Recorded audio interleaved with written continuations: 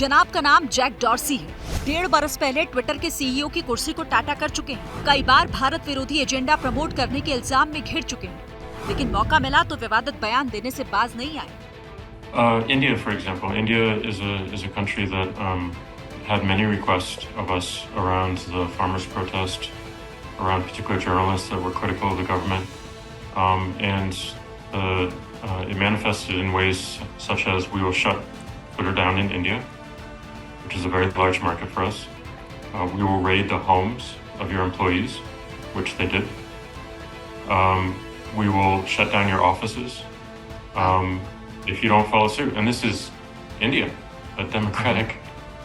Dorsey ने ये बयान 7 समंदर पार अमेरिका में बैठ कर दिया, लेकिन कांग्रेस ने मौका लपका और हिंदुस्तान में पॉलिटिकल कंट्रोवर्सी का नया चैप्टर खोल दिया। ग्रैंड ओल्ड पार्टी ने बीजेपी सरकार पर लोकतंत्र को कुचलने का इल्जाम लगा दिया।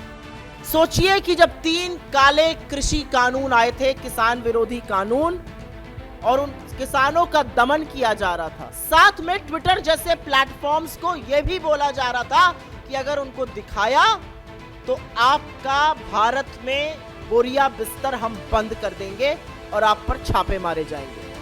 बात यही नहीं रुकी। राहुल गांधी का ट्विटर अकाउंट सस्पेंड होने से लगे जख्म की पुरानी टीज भी उभर कर सामने आ गई। Dear government machinery is pressurizing the Twitter CEO to suppress the opposition voice, shut the opposition voice. That is why they banned Rahul Gandhi's Twitter account that point of time. That is why they banned most of the opposition leaders' Twitter account. Jack Dorsey के इल्जामों में मौका सिर्फ कांग्रेस को ही नहीं दिखा, मोदी विरोध की धुरी बनने की कोशिश में जुटी ममता बनर्जी की पार्टी को भी दिखा। बीजेपी के हाथों महाराष्ट्र की सत्ता गंवा चुकी उद्धव ठाकरे के शिवसेना को भी दिखा। तीनों ने कांग्रेस के इल्जामों को अपनी जुबान दे डाली। भारत सरकार तो बराबरी कोशिश करता है लोकतंत्र को गला घोंटने का। हम इसको प्रोटेस्ट करते हैं, हम भी प्रोटेस्ट करते हैं। इस देश में डेमोक्रेसी, इस देश की हमारी स्वतंत्रता कैसे खतरे में है और पर्दे के पीछे डेमोक्रेसी का कैसा गला घोटा जा रहा है, तो उससे स्पष्ट होता है। उनके ऊपर भारत सरकार का ये दबाव था, रिक्वेस्ट भेजती थी भारत सरकार कि किसान आंदोलन को जो ज़्यादा हाईलाइट कर रहे हैं उन अकाउंट को बंद करा जाए, उनकी रीच कम हो, उनको कम दिखा जाए। ये हुआ है।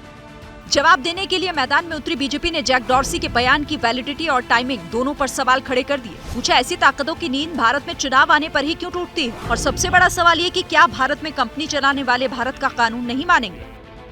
देखिए, जो कहा गया है वो झूठ और सफेद झूठ है। वर्षों की नींद के बाद जागे जैक डॉर्सी अपने काले कारनामों पर पर्दा डालना चाहते हैं। देखिए, बहुत सारी विदेशी ताकतें जागती हैं जब भारत में चुनाव आते हैं। ट्विटर के लोग वही थे जो अमेरिकन कांग्रेस में पेश होंगे, ब्रिटिश संसद में पेश होंगे, लेकिन भारत की संसदीय कमेटी में नहीं पेश होंगे। तो ये ना भारत का संविधान उस समय मानते थे, ना भारत का कानून मानते थे। ट्विटर में जैक डॉर्सी ने क्या किया, अब सब चीजें सामने आ रही हैं। एक बात साफ है, भारत में सारे सोशल मीडिया का पूरा सम्मान है। जब राहुल गांधी अमेरिका जाते हैं और ऐसे कई ग्रुप से मिलते हैं जो हिंदुस्तान के खिलाफ लामबंद हैं और समय समय पर हिंदुस्तान को कमज़ोर करने का काम करता है, कि क्या जैक डॉर्सी का ये कमेंट कांग्रेस के टूल किट का हिस्सा है?